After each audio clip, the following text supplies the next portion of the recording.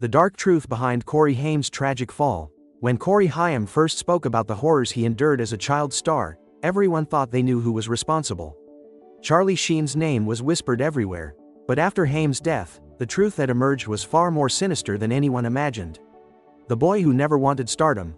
Here's the twisted irony. Corey Haim never wanted to be famous. While other kids dreamed of Hollywood, this painfully shy teenager just wanted to disappear into the background.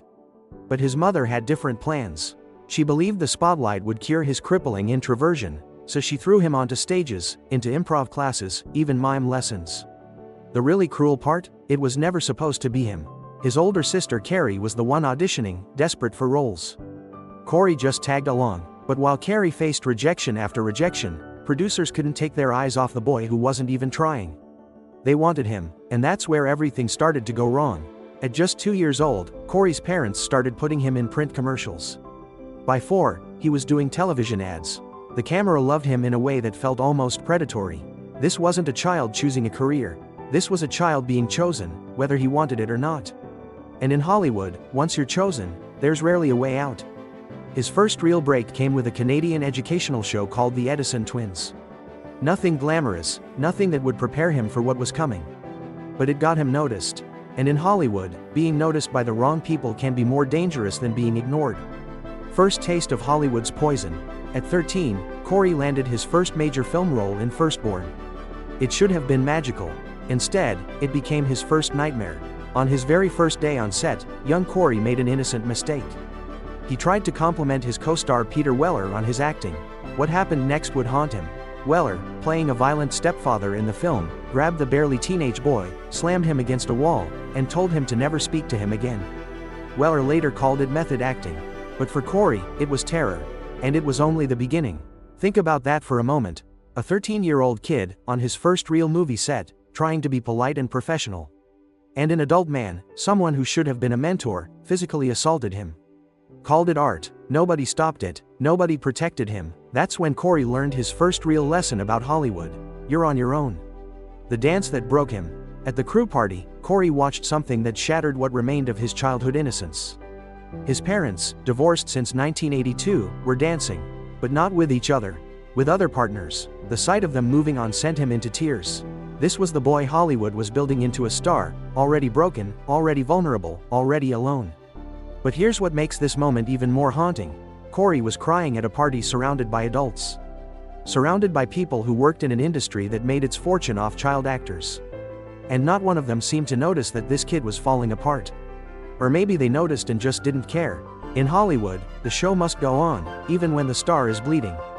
Between 1984 and 1986, Corey took on several smaller roles, each one building his reputation. He won a Young Artist Award for his performance in A Time to Live with Liza Minnelli. Finally, in 1986, he landed the lead role in Lucas. He was the titular character. This was supposed to be his moment. But something happened during that shoot. Something that people are still arguing about decades later. The Lost Boys and the friend who changed everything. Then came 1986 and Lucas. Corey finally had a lead role.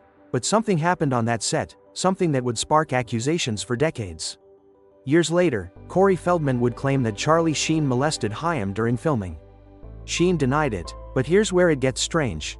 Corey's own sister defended Sheen, saying he was too busy with her to touch her brother. The accusation seemed to die, until 2017, when it roared back to life. This time from actor Dominic Braccia, who worked with Corey on The Lost Boys. But Corey's mother had a bombshell of her own. She said nothing happened on Lucas because she would have known. Then she accused Braccia of being the real abuser. Some people believe Sheen paid her to say it.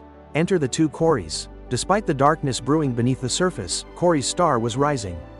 The Lost Boys became a cult classic, and more importantly, it gave Corey something he desperately needed: a friend. Another Corey, Feldman. While the older actors partied, the two Coreys just hung out, watching movies. A partnership was born. What could possibly go wrong? Everything. But first, let's talk about what The Lost Boys really meant. This wasn't just another vampire movie. It was a cultural phenomenon. It made Corey Haim a household name. Suddenly, he wasn't just a child actor anymore, he was a teen idol.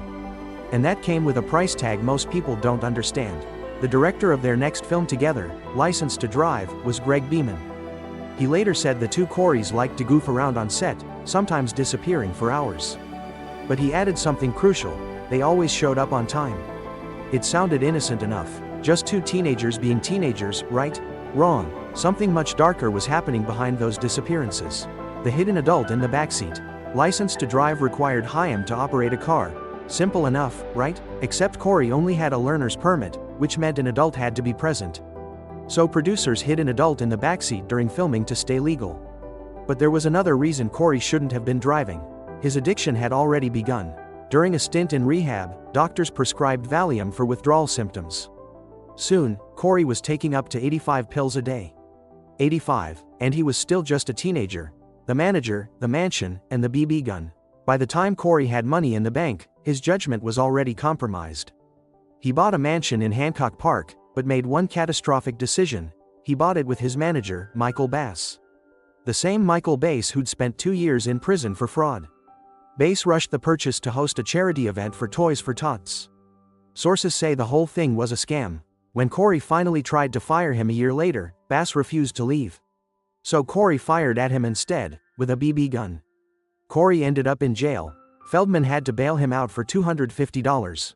Let's pause here because this story is more than just bizarre. It's a window into how completely Corey's life had spiraled.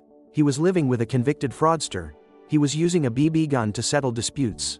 He was getting arrested while his former manager walked free. This wasn't just bad judgment. This was a young man who had lost all sense of what normal looked like. And Hollywood? Hollywood just kept watching, kept taking, kept using him up. The Neverland visit no one talks about. When Michael Jackson wanted to thank Corey Feldman for defending him in court against disturbing allegations involving a 13-year-old, he invited both Coreys to Neverland Ranch. It was Haim's first time meeting Jackson. For years, Feldman said they just rode go-karts and watched movies. Nothing sinister. But then Ed Meyer, producer of the two Coreys, dropped a revelation. He had a recording of Haim saying Jackson had touched him after that initial meeting. Feldman has since stopped defending Jackson, the role that destroyed a friendship. When Haim opened up on their reality show about being inappropriately touched by a man when he was 14, the revelation was shocking. But what came next was worse. The man was Feldman's friend. And Feldman knew about it. For 2 years, while it continued, Feldman knew. After that disclosure, the camaraderie between the two Coreys evaporated. Think about what that means. Your best friend, the person you trusted most in an industry full of predators, knew you were being abused. And did nothing. For 2 years. How do you come back from that? How do you trust anyone after that? The reality show was supposed to be Corey's comeback. Instead, it became his public unraveling. Viewers watched him struggle with addiction, watched him confront his past, watched the friendship that defined his career turn to ashes. And what did Hollywood do? Gave him a Canadian Gemini Award and then forgot about him again. By this point, Corey was so desperate for money he tried selling tufts of his own hair. He even tried to sell a tooth. This was the same kid who'd been a teen heartthrob, who'd had girls screaming his name, who'd been on magazine covers. Now he was auctioning off pieces of himself just to survive. The Lost Boy Who Got Lost. When producers announced a Lost Boys sequel, Corey was thrilled. He didn't even think he'd need to audition. He was an original Lost Boy. But when he asked when they wanted him on set, their response devastated him. There was no role. They offered him a cameo out of pity. He showed up impaired. They sent him home. This rejection cut deeper than any other. The Lost Boys was where it all started. Where he met Feldman. Where he became a star. It was the film that gave him everything, and now it was slamming the door in his face. The symbolism was almost too painful. The Lost Boy had finally become truly lost. But here's the twist that nobody saw coming. Corey actually got clean after that humiliation. Against all odds, he started turning his life around. He landed roles in films like Shark City, Crank, High Voltage, American Sunset. Nothing huge, but he was working. He was sober. He was demanding clean sets to avoid temptation. For the first time in years, it looked like Corey Haim might actually make it. He was even turning down projects, including the third Lost Boys film, because he was too busy with other work. The comeback was real, and that's when everything fell apart. The house call that missed everything. In early 2010, Corey fell ill with flu-like symptoms. A doctor made a house call and said not to worry. Just the flu. Days later, Corey got out of bed and collapsed directly onto his knees. His mother found him unconscious. Paramedics rushed him to the hospital. In the early hours of the next morning, 38-year-old Corey Haim was dead. The doctors called it an accidental overdose. Corey had used false names to get prescription medications. But the official cause was pneumonia and lung damage. His mother couldn't afford a funeral. The city of Toronto had a fund for destitute cases. A memorabilia site where he'd sold personal items helped out. But in the end, it was the funeral home itself that paid to lay him to rest. Let that sink in. A child star who made millions of dollars for studios, who had his face on magazine covers, who had girls screaming his name, died so broke his mother couldn't bury him. The funeral home had to do it out of charity. This wasn't just tragic, this was systematic abandonment. But here's where the story gets even darker. Those false names Corey used to get prescriptions. That's called doctor shopping. It's what addicts do when they're desperate. But it's also incredibly difficult to pull off unless you have connections. Unless people are helping you. So who was helping Corey Haim get those prescriptions under false names? And why? Nobody has ever answered that question. Hollywood's final insult. In the year of Haim's death, the Academy Awards held their ceremony. During the in memoriam segment, they honored the industry figures who had passed. Corey Haim's name was nowhere to be found. They had already forgotten him. Or worse, they chose to. The Wolfpack. 10 years after Haim's death, Feldman released a documentary making allegations against multiple men who he says preyed on one or both of them. He claims there's a group called Wolfpack that works to discredit victims like him and Haim. Many call Feldman's accusations far-fetched. Others believe something truly sinister happened to the two Coreys, and Hollywood just wants it buried. The boy who never wanted fame died alone, broke, and forgotten by the industry that made him. And the darkest part? We still don't know the full truth of what happened to him in those Hollywood shadows. The forgetting had already begun. But perhaps it's time we remember. The questions nobody wants to answer. Here's what we know for certain. Corey Haim was a child who never asked to be famous. He was pushed into the spotlight by a mother who thought it would fix him. He was physically assaulted on his first major film set by an adult who called it art. He was allegedly molested by multiple men in positions of power. His best friend knew about at least one of these abuses and did nothing for 2 years. He developed an addiction to prescription medication that eventually killed him. He died broke, alone, and forgotten by an industry that made millions off his face. His own mother couldn't afford to bury him. And here's what we don't know. Who were all the men who hurt him? Why did nobody stop them? Why did nobody protect him? Who was helping him get prescriptions under false names? Why did the Academy Awards refuse to mention his name in their in memoriam segment? What really happened at Neverland Ranch? What is the Wolfpack that Feldman talks about, and why are they so determined to discredit victims? These aren't conspiracy theories. These are legitimate questions about the systematic abuse and abandonment of a child actor. And the silence around them is deafening. Corey Haim's story isn't just about one tragic kid who couldn't handle fame.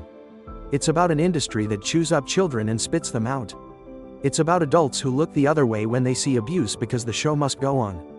It's about a system that values profit over protection, entertainment over humanity.